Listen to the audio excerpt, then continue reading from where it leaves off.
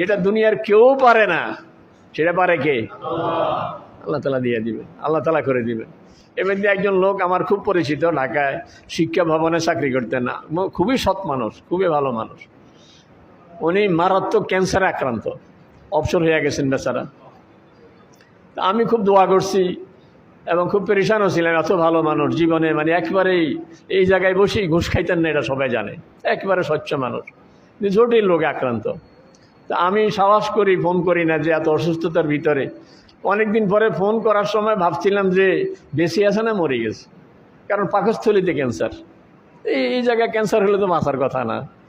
তো শেষে সাহস করি ফোন দিলাম, বলে কেমন আছেন? কাজে আলহামদুলিল্লাহ খুব ভালো আছে।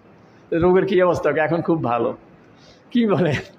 কয় যে ইন্ডিয়া গেছি, অমুকখানে গেছি, সব গেছি, অনেক টাকা খরচ করছি।